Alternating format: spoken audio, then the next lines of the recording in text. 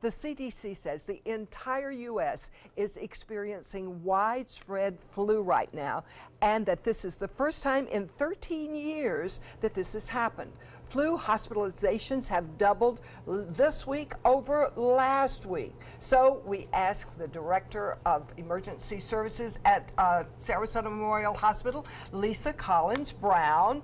We're very happy to have you, Lisa. Thank you for coming. And I think you are in emergency services. Did I say that right? You did. You said it correctly.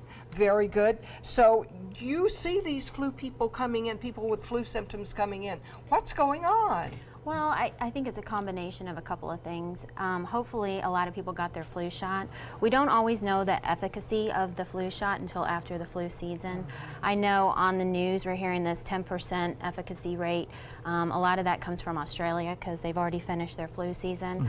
But you know, it's still important to get your flu shot, but it doesn't always match up with the strain that's kind of circulating around in the community. And I think this year the strain is just a little off, and so historically when you see that the vaccine doesn't match up, you'll see increased hospitalizations, increased unexpected outcomes, these deaths, you know, across the nation that we're seeing. So when it's all said and done, we'll know the exact numbers, but historically that's usually the trend when you see that. Is that why the activity is so high? Because the strain didn't necessarily match the shot? Well, this is very widespread. I mean, if you look across the nation, it's pretty much in every state. Yeah. So you can conclude that it may not match up, but it's still important to get your flu shot because it provides that cross protection. So all influenzas are kind of the same.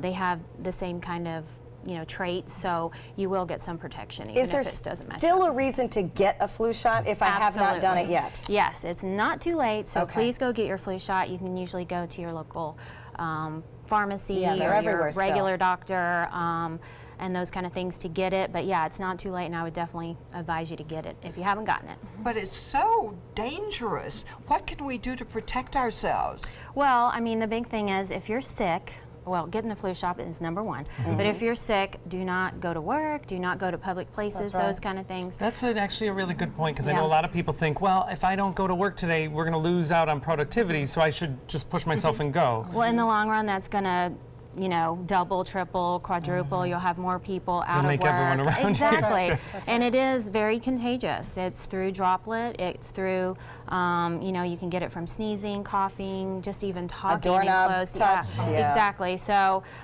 if you have desk areas where you're, using them with multiple users, you want to make sure you're wiping them down in between your phones, your keyboards. We deal with that here. Those kind of things. Yeah. Workspace. But yeah, and washing your hands. Good 20 seconds, really getting in there and washing your hands. I was told you should sing happy birthday through twice while you're washing your hands. That is true? a trick, yes, that is. And don't sing too fast. Yes. Now, if you do have the flu, I know some people struggle with, well, should I go to the doctor, or they're just going to make me wait it out anyway? When should you see the doctor if you are sick? Well, if you're in one of the high-risk categories, which is usually 65 and older, you have underlying medical conditions, compromised. If you're under 5 years old, especially under 2 years old, and you have those underlying conditions as well, you would want to go seek some kind of treatment. So you can either get onto an antiviral like the Tamiflu, but you want to probably stay home. If you have those kind of moderate, mild symptoms, you want to hydrate yourself, you want to make sure that you're staying in bed, getting lots of rest, the typical things. And I'm sorry, Linda, go ahead. Can you stop it once you start feeling bad? Can you stop it? Well, if you're in one of those high-risk categories and you get on the antiviral, which is Tamiflu, it will definitely lessen the symptoms that you have. But no, you can't really stop it. You kind of have to go through it. It can be up to 7 days. Some people say they're tired up to at least 2 weeks. So, so are you saying 7 days at home, or just? Yeah, that's what we're seeing with this flu. Yeah, just have to give in. Some of the people I know say, well, take vitamin C, take massive doses of vitamin C. Anything like that we can do? Obviously that's going to help. You want to stay hydrated. You want to drink, nutritional drinks are obviously great. Vitamin C, honey bell oranges, all that stuff is really good. But if you get it, you're going to get it. If you've already had the shot, you'll hopefully have less symptoms. Oh, wow. We're so glad you came today. Of course. We'll be washing our hands. And you can get more health information on Sarasota Memorial Hospital's website. And next, some must-have healthy foods for the new year.